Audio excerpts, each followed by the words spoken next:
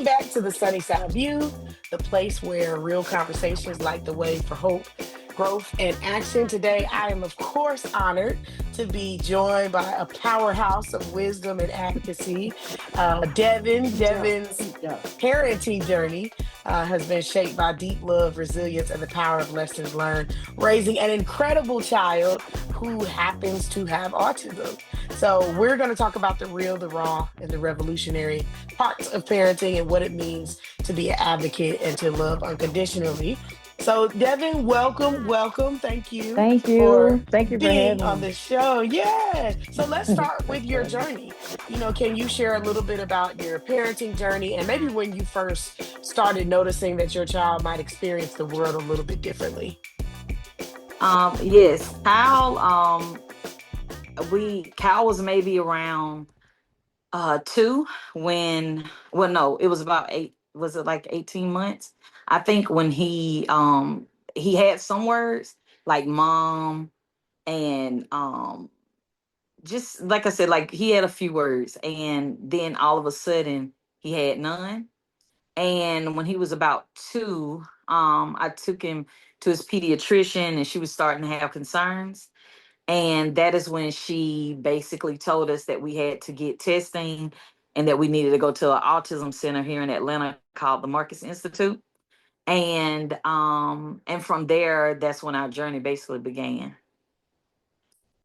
Yes. So at that time, like I know you noticed maybe that he wasn't, did you feel like he wasn't speaking the same as other kids his age? I guess like what was the clue for you, or did you really notice? Did somebody else notice? I think a lot of people noticed. Very few said anything. Mm, I think that's extremely common because people don't know how to tell you that they think that something is going on with your child. mhm, I actually had a family member say to me once that, well, we knew something, but you like Devin was in denial. And I was mm, like, was I really? Like I didn't think I was in denial because I didn't know. yeah. And and I had never been around a child, so I didn't really know what the developmental stages should look like. Hmm. Cal was extremely busy, very independent even Hmm. as a baby. So the only thing that he wasn't doing was like speaking. And then when he got into like 2 and 3, the behaviors got a little bit more severe. Um, so those were the things, like we would be at parks and he never engaged with other children. But again, Hmm. that still wasn't alarming to me because I just thought he just was a busy kid and he just wanted to, like play by himself. But his pediatrician, like I said early on, she kind of, and I say it too, because a lot of times too, when you say parents are in denial, um, I did exactly what was told to me and I took it Hmm. and ran with it, right? So if I was in denial, I didn't stay there long, because once I found out, like here in the state of Georgia, they have a program called My Babies Can't Wait. Hmm. And so when we started My Babies Can't Wait, that's when like the therapist started and we had like a teacher that would come to his daycare like twice a week. And she was working with him on different skills because at that time he had what we call pica. So he was like putting everything in his mouth from mulch Hmm. to like everything. So I would say like again around like 2 going into 3, that's when I knew that something was, different with Kyle. Yeah, no, that's really helpful. How did you navigate, particularly those early stages of seeking the diagnosis, or even more so, because you kind of touched on seeking the diagnosis, but like finding the support? Were there any Mhm. like big challenges or surprises for you? Honestly, that part of our journey is actually the blessing in it all.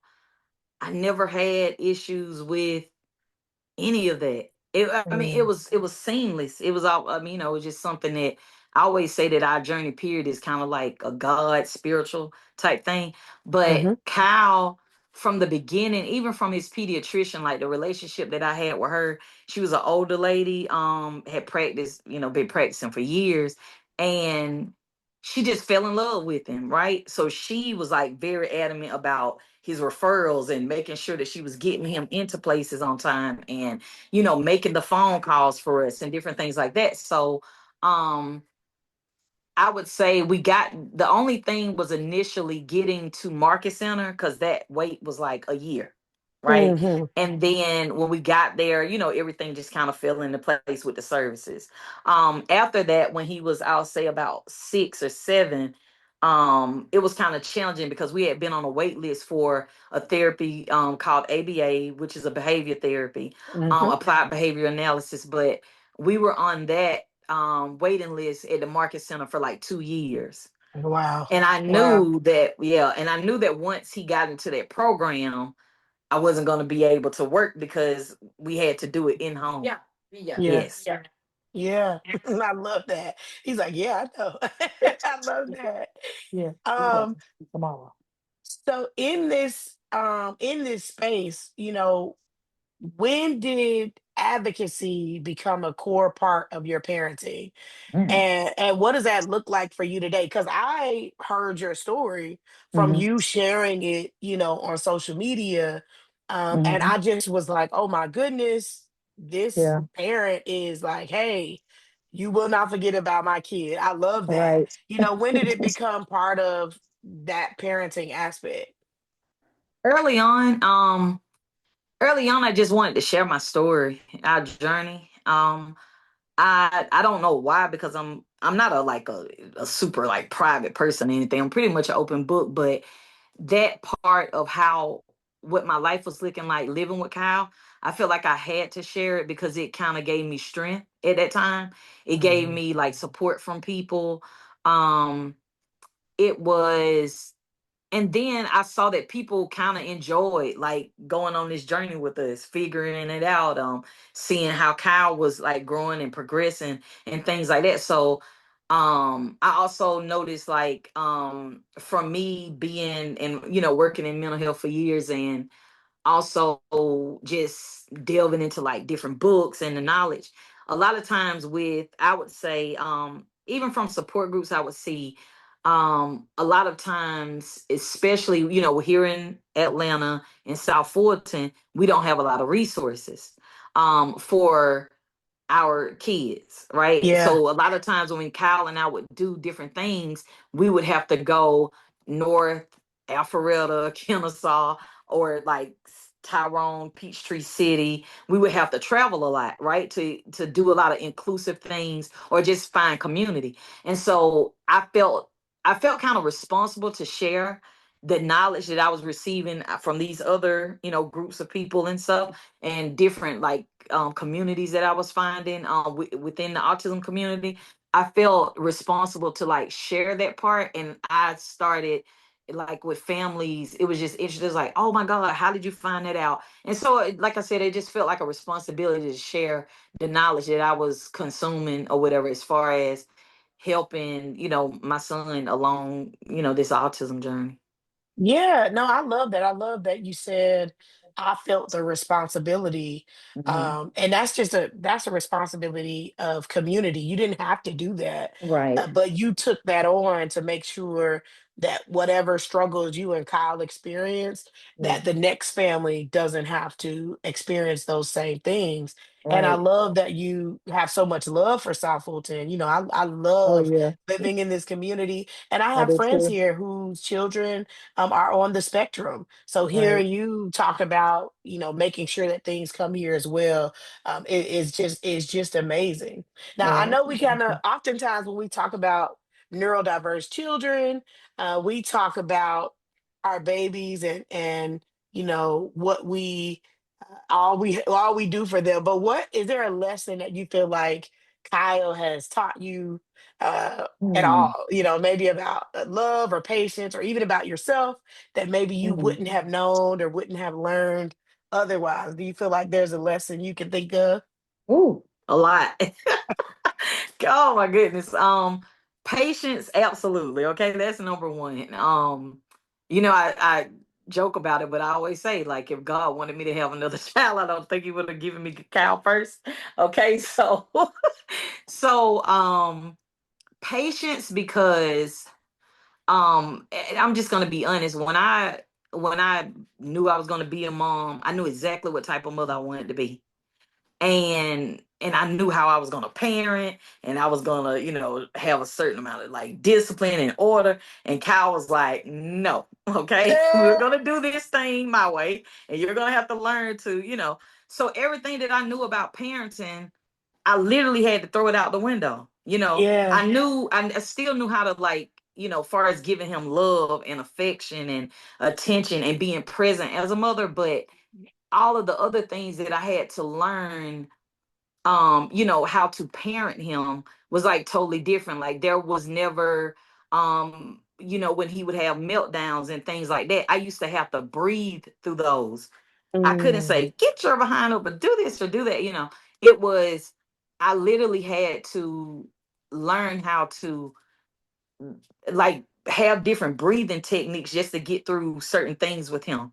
Yeah. Because you can't react. So, because sometimes if I react a certain way, then he would. So if he's having a meltdown, I have to be the calmest that I've ever been in life. Like, this is not even bothering me, because I have to figure out how to keep myself centered while also helping him to control whatever it is that he may be going through at that time. So patience, sacrifice. I would definitely say, and without getting emotional, but I would say that sacrifice has been the biggest thing. Yeah.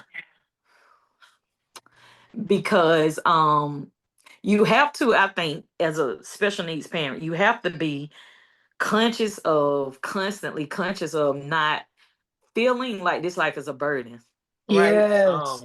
Yeah. And just understanding that your child, if Kyle could be this, if he could be talking, I'm sure Kyle would do that, right? If he could do Yeah. all the things that you want, and see for your child and all those types of things, like, I know that Kyle would, he would do those things. But um being his mother has come, it's a lot of sacrifice. Yeah. I've never, since the child was like 3 years old, I've never worked a 40-hour work week, because Yeah. it was full of like getting off of work and going to therapies and things like that. And then once his behavior, because with Kyle being nonverbal, um it would, that being that he's not able to communicate, a lot of times Yeah. that transfers into behavior, right? Behavior Yeah. is Yeah. communication. Yep. So a lot of times Kyle self-harms. He hits, he hits, he kicks, he does those things. So in those times, it was getting calls from the school. Yeah. Just this year, I mean, Kyle has done amazing in school, but I think, like, once he became a teenager, some things happened, maybe Yeah. hormones, we're not really sure, Yeah.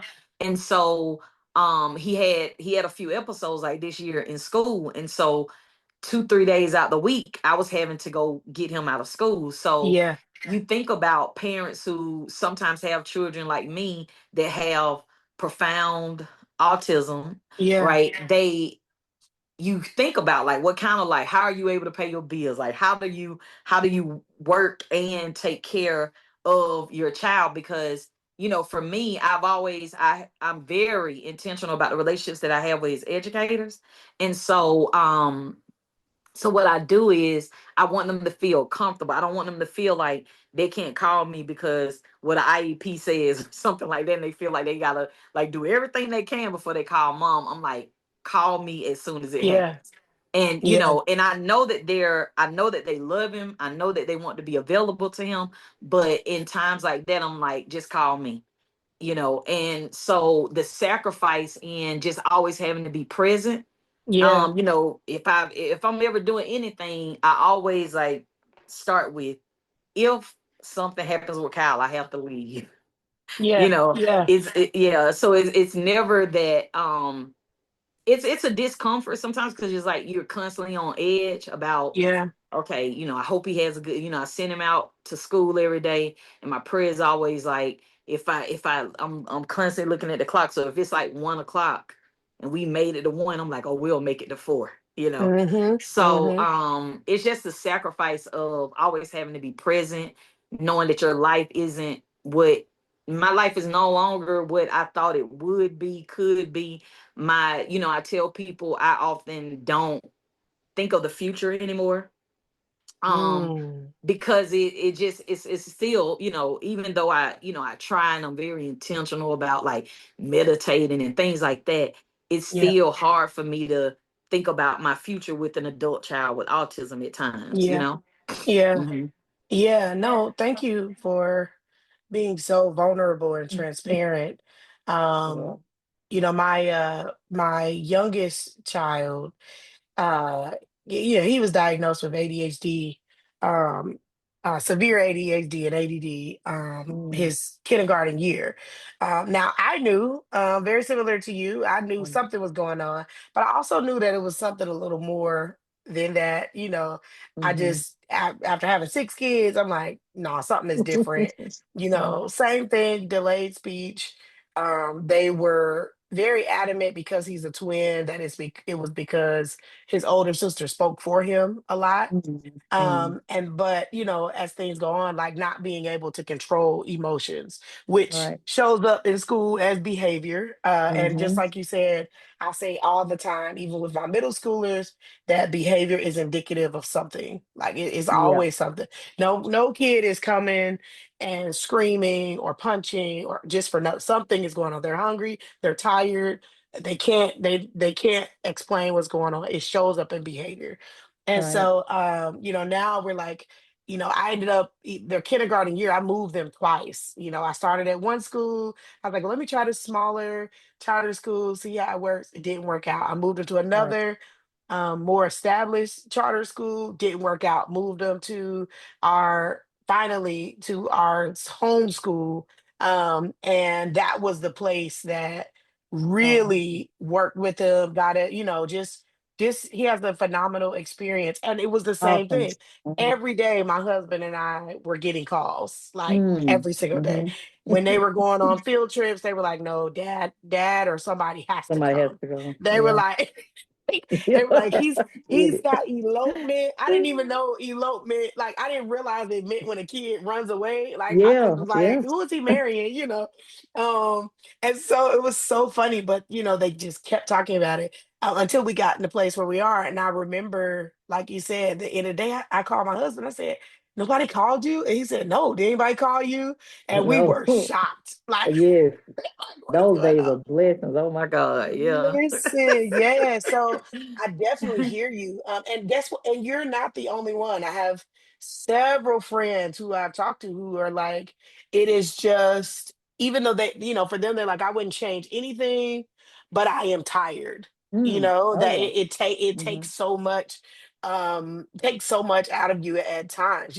And we hear Mm-hmm. a lot about the school systems, the Right. healthcare systems being hard to navigate. What is one thing that you wish educators, doctors, or even other parents understood about parenting or being in community with a child who has autism? Um, I will say that a lot of times, like when you say like what I think the teachers would, a lot of times I think I always start with the parents, meaning about them being intentional about fostering those relationships with their educators, with their doctors, because believe it or not, they don't have the answers a lot of Mm. times. My son has had people work with him that have no clue about why he may be exhibiting certain behaviors, or you hear educators say the same things sometimes that you will hear people that you assume shouldn't know, but you Yeah, just look at educators like, oh, they should know, but a lot of times they don't, because the experience is just coming sometimes from education and not through like loving and being present for a child with autism 24/7. So it's just it's a job for some of them. They just go to work and they go home, right? um but I think from an education standpoint, understanding that a lot of the parents are trying their best, um and their best is their best. I tell, people will say, oh, I know Kyle has a lot going on, but maybe it's a kid in a wheelchair with autism, or maybe it's a kid with cerebral palsy that has autism. And I always say, but my worst is my worst, right? Yeah, and it's not I a competition. It's not a no. competition. It's just different. Like there's no, don't say, oh, what you're going through, it could be like sometimes it is the worst for us. Right. Like that. Exactly. Yeah. It's Yeah, like my yeah, don't worst is my, discount. yeah, my worst is Yeah. my worst. But I'll say, because again, um speaking from like Kyle's and our journey, we have been blessed. So when you say about, like, what would I say, the educators and doctors and stuff, um I don't have any Mhm. stories. It's like the ones that I hear, but personally, it has always been about fostering those relationships for me. So Kyle, like, even his elementary teacher, like, she's family. you know Mm. um his para from elementary school is family. Like, she gets him out of school on Wednesday, Thursday, and Friday for me, right? Mhm. His educators now, like, we in middle school, and everybody was like, oh, middle school is gonna be, Yeah. and I showed up the same way I showed up with his elementary school, let them know that I'm here, I'm present if you need me. And so, even when I've had questions, or I'm careful how I, or if I have issues or problems or whatever, I'm careful how I address those to them, because I Yeah. never want it to be. I tell people, and I hear people say this a lot: you have to fight for your kids. I don't use the word fight. I advocate, right? Yeah. Yeah. Because fighting is combative, Yep. fighting is argumentative, and things like that. And so I always want them to know, like, if we all love Kyle, then just hear me out. I'm not coming here to be, like, aggressive or like upset or angry or anything like that. I just want to understand why. Yeah. No, And so, oh, go ahead. I'm sorry. no, I was gonna say thank you for that because as an educator, sometimes I wonder, and I try not to be the parent who I know that you're not in the business of harming kids, you know? Exactly. And so when parents come Mhm. in and they are on fire, ready to go, I'm like, Yeah. hold on, we on the same team. In Yeah. my mind, now Yeah. I do know, of course, I do know there are educators that shouldn't Oh, be absolutely. educators. Like, let's be Absolutely. clear. Yeah. But for the most part, I thank you for coming in already and reminding us to come already in with that teamwork aspect Hmm. versus, like you said, a combative. Like if Right. we all have the same end goal, we just need to figure out how to get there together. How to get there So together. Yep. thank Hmm. you for that.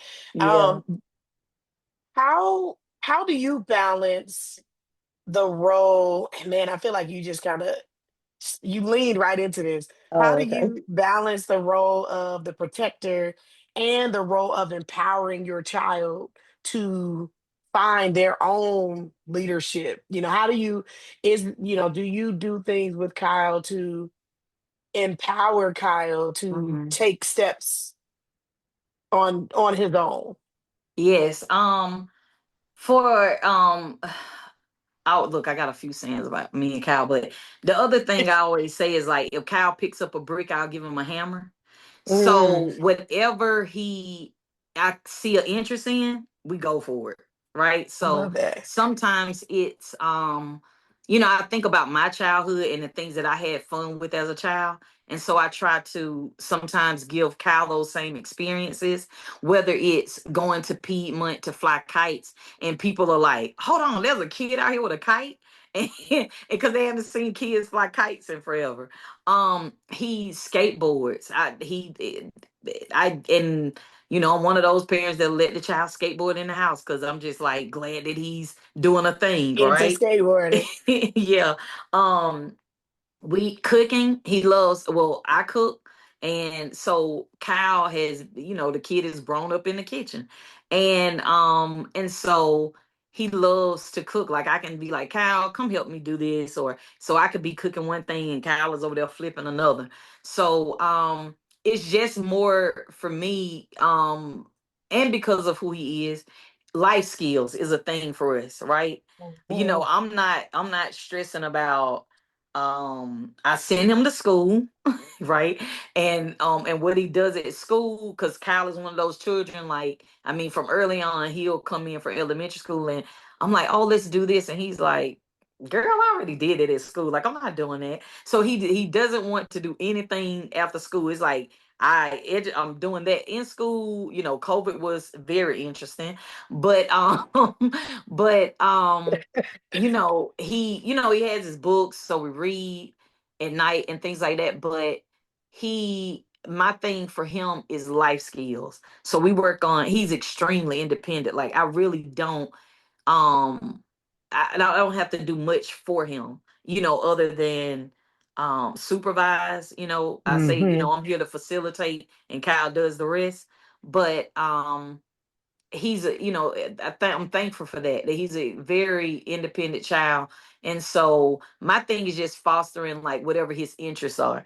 And and they don't stay long. you know he was on skates, his skateboard. Now he loves water, so that's the Okay. thing. He loves to swim, so we've always kind of like tried to be intentional about keeping him in swimming lessons, even though we know that he can. But there's this weird thing that I just found out like a year or two ago where um he can go to if he goes just like to a regular pool, it might take him an hour to get in, right?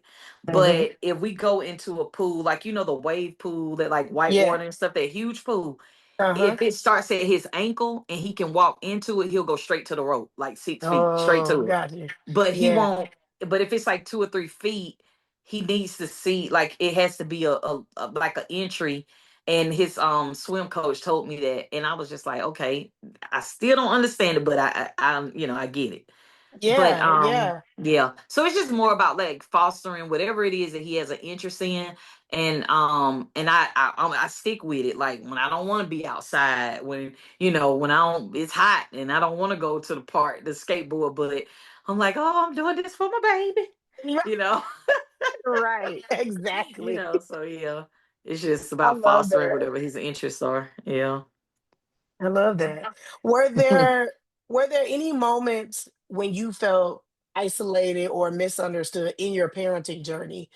How did you hmm find or build your community of support? I know you kind of talked about it as you've gone around and advocated, but hmm how were you, how did you intentionally or maybe not intentionally, how did you find and build that community?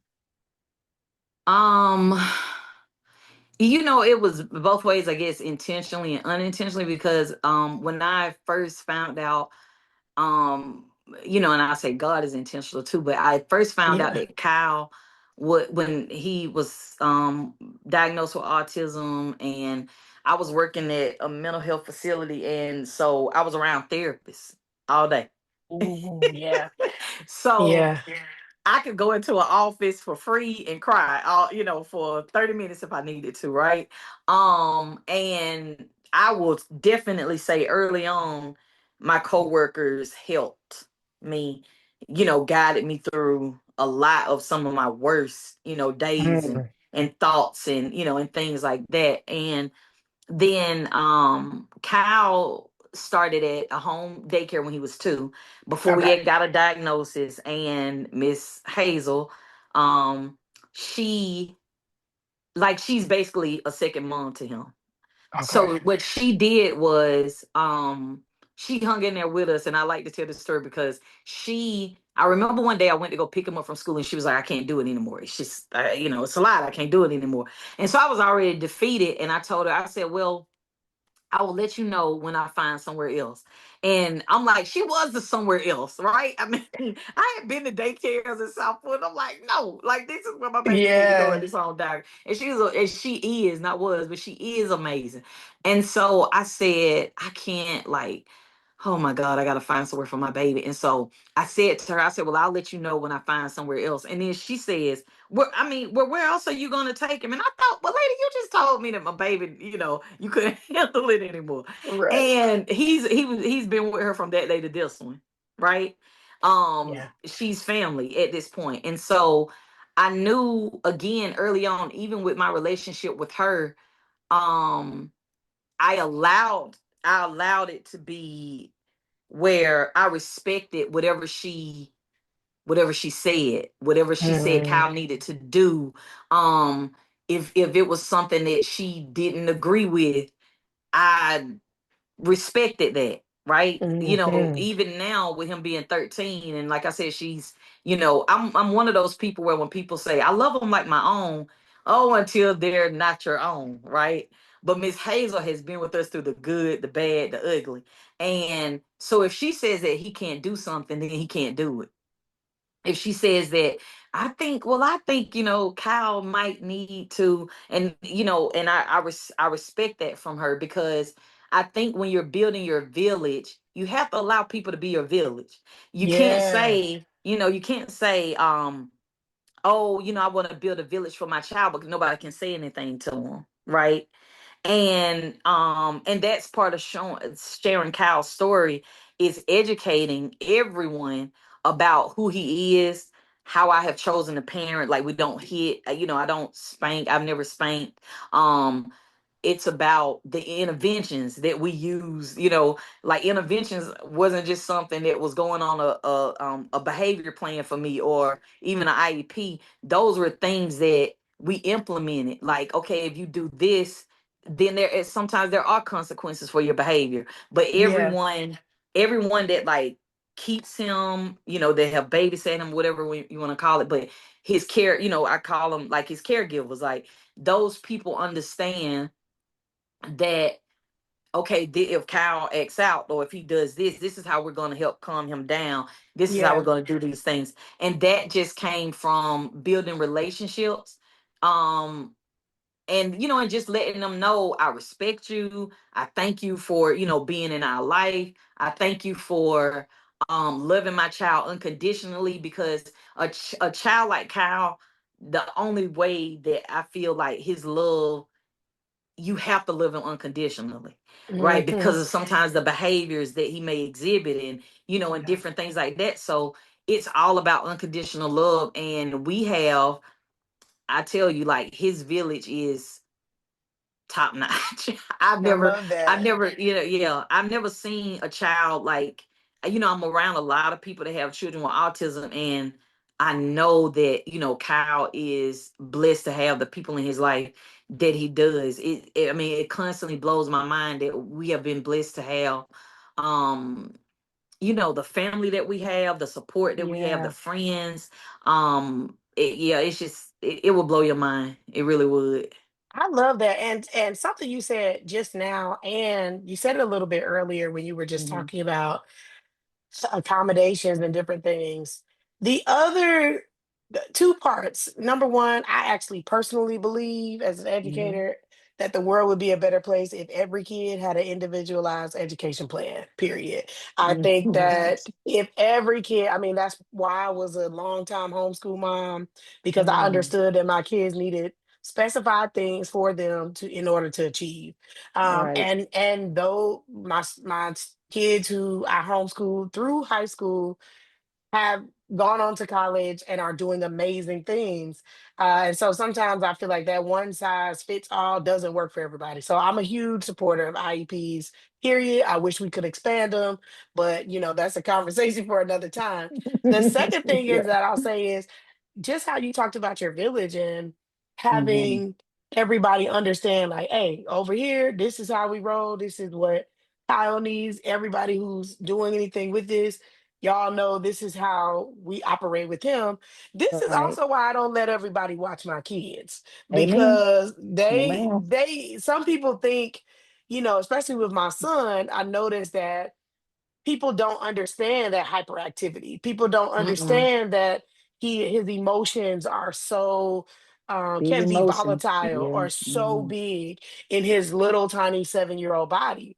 I've had a place of worship tell us that he couldn't come back to Wow. children's I church, and it understand. wasn't their Yeah. fault. It was just them not understanding Right. that there are kids who are neurodivergent, and that puts the onus on us as adults to learn more about it, Exactly. not to bar the kids. And so Right. um Mm-hmm. but it takes me, where I just wish that as a people, and just at first as Mm-hmm. believers, yes, but even Yes. like just as a community, that Right. we would expand our minds to not think, to really change the idea of what disobedience is. Because some Mm-hmm. kids are not being disobedient. Yeah. Some kids, it's those big emotions in their tiny bodies Mm-hmm. not knowing how to adjust them. And it's plenty of adults that act the same way. They just older. Yeah. I'm like, Right. nah, I just saw you going off on this person and you are 42 years Mm-hmm. old. Okay, Mm-hmm. so I get it. Now listen, I want to be respectful of your time. Is Mm-hmm. there, if you had one message for parents who were just starting to walk this path, what would you want them to know, like deep in their bones? If they're just starting out, what would you have wanted to say to yourself at the beginning? That's a really good question. Um, ooh, keep living. If I could go back and tell myself that, Devin, just keep living, because every day it felt like it was heavy. It was really heavy. And now I feel like if you do the work, and it's a lot of work, therapy, driving to therapies, and not just taking your child to therapy, but I was intentional about doing what they told me needed to be done. Mm, I'm thankful for the Market Center here, because their therapists hold you accountable. Right. mm, I recall, like, one time I didn't have some data completed, and Kyle's therapist said, "Oh, okay, well, if I come here again and it's not done, you're out the program." And I yeah. was like, "What?" But he held me accountable, and I'm fine with being held. I'm thankful that he held me accountable, because not only did it help Kyle, but it helped me. It helped me to Mhm, become a better mother. It helped me to become, and in some parts, as a parent, you do become the therapist to your child, because you learn mhm, these techniques and you learn these things. You have to implement them, and it's and for me, again, I just feel like I didn't see that. I didn't see those things working. I hear people say sometimes, and they'll say, "Well, I've been going to therapy. My child's been in therapy for 3 months. They've been in therapy for 6 months, and I don't see anything." Well, Kyle didn't really show a lot of progress until we had been in ABA for a little over 6 months. And the incident, I mean, not the incident, but we used to can go to the grocery store, right? And so I know mhm, this is a story for a lot of autism parents, especially if they have children who are nonverbal, where you're weary about going into public places with them. And so at one point, I would get off of work early if I had to go to the grocery store, just so I could go to the grocery store before I would pick him up from childcare. mm, And but sometimes I had to take him. And those times when I had to take him, a lot of times, to keep him quiet, I would just buy what he wanted. And his therapist said to me one day, "You're going to be doing it for the rest of his life if you don't stop it now." And so yeah. one of our goals was to go to the grocery store with his therapist. And we went to the grocery store, like we had been going, and sometimes I would say, I would be like with the therapist, I'm like, "No," 'cause, like, I'm like, "Can we just get the freaking Hot Wheel and Right. go?" And therapist like, "He can't have it." And so Kyle go, he have his meltdowns, and we're in the store, and I'm just like, "Geez, I'm just like breathing through this." And so one day we go, Kyle and I by ourselves, and I see the Hot Wheel display, and I said, "Oh, okay." I go, "I'm gonna do it. I'm gonna do it today. I'm gonna do it today." And so we go by the Hot Wheel. Kyle look at me, and I look at him, and I said, no, buddy, we can't get that today. And he just, that was it. And I could not, I was in Kroger, like losing my mind. I could not stop crying. Cause I just was like, everything, from all the sacrifices and everything that I made, like it came down to me saying no to a Hot Wheel to have me feel like I did the right thing, I did the right thing, and I did the hard thing because, going through therapy with your kids and continue with have people constantly telling you how to raise your child, because that's what it is. They're constantly telling you like what you need to do and how to raise them. And that one moment, I was like, oh, you can't tell me that therapy doesn't work. Yeah. And from that point on, I was all in. So, um, again, I would just say keep living, because a lot of times when you're going through all of those hard things, you don't see. Um, I had a family member I was like crying. I'm like, I can't see the forest through the trees, and he said, "You're not supposed to. That's what faith is, right?" And Yeah. now I see that.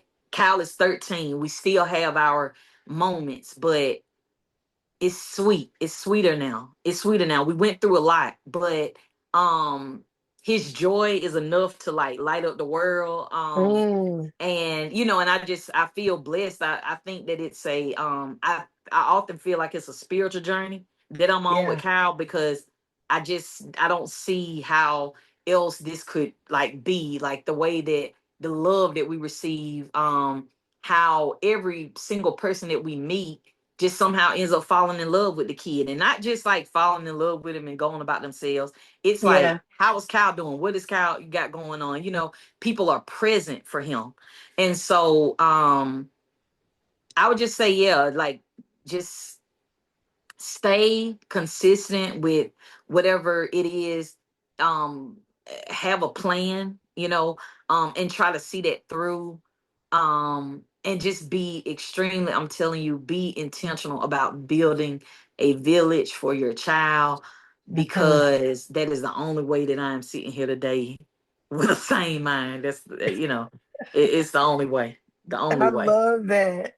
I Hmm. love that. Well, tell the people how they can get in touch with you. How can they follow your story? I know you all have a book out. How do we Oh get yeah, I all of wasn't the able to tell you things? about that. But we do have a book out. It's called Cal's Village Wheels of Change, and it's about the book came about from an incident that Cal had with a police officer in the city of South Fulton, where Cal was in the neighborhood. He was riding his bike. He got off his bike, went into someone's yard. They made a prowler call. Police officer comes into the neighborhood. He sees Kyle on the bike. He stops him.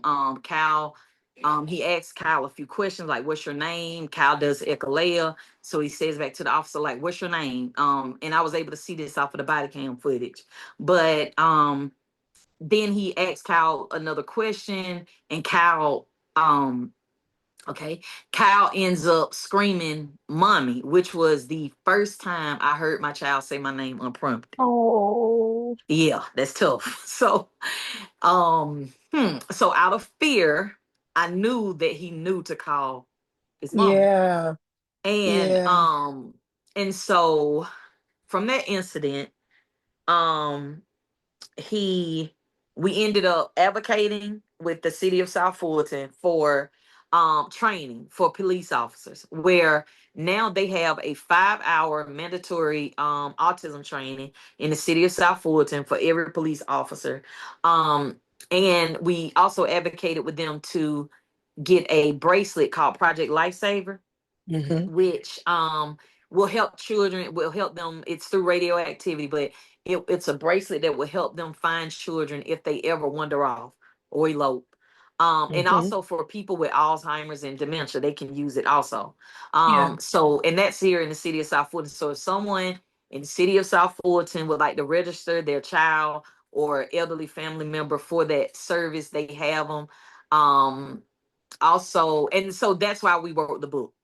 And we did a children's book, and it's basically about community policing, understanding autism, and just telling a little bit about Kyle's story and how we came to that. Hmm. Yeah. Where can we get the book from? Is it on So the book is Amazon? on Amazon. It's on Okay. Amazon, and it's called Cow's Village: Wheels of Change. Oh my goodness. I started crying because I'm like, Oh, I oh, know, I just know. thinking about our boys Yes, and just thinking that how our babies know that if you don't know anything else, I know to call my mama. yeah. Like that What? is just so powerful. Yeah, Just and so I tell powerful. people it's hard to. I think this is the first time I've ever kind of said it publicly. I've said it, in the training with the police officers and stuff like that, but I think it's the first time because it's still hard.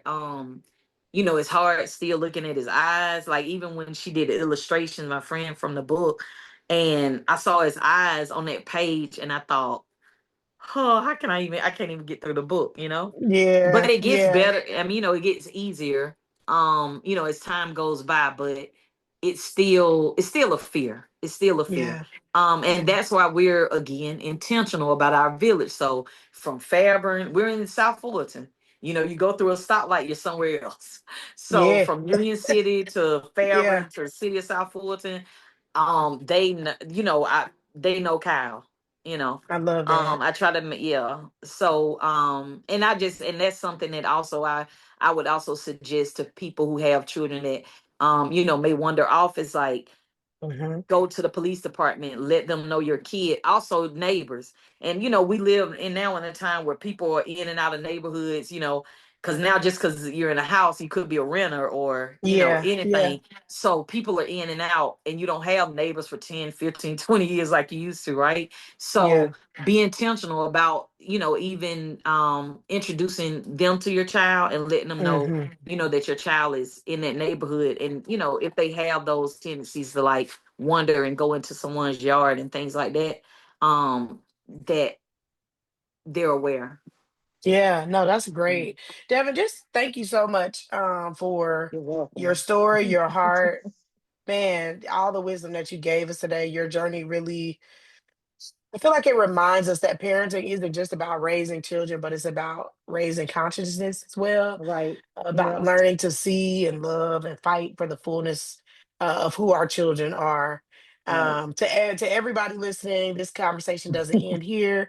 Of course, this month is Autism Awareness Month, and Yes. but every month we're called to do more than just be aware.